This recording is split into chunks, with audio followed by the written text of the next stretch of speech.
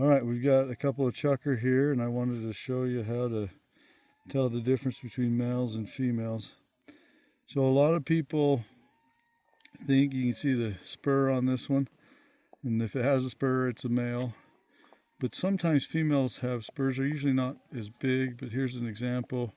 You see this little spur right there, but this is a female. And let me show you how we know exactly. So if you take a regular 2 3/4 inch shell and you look at the tarsus, so that's the length of this bone from here to the knee there. And when we line that up with the shell from the bottom of the knee to the tip of that, you can see it goes past, the shell goes past the tip. So that's a female.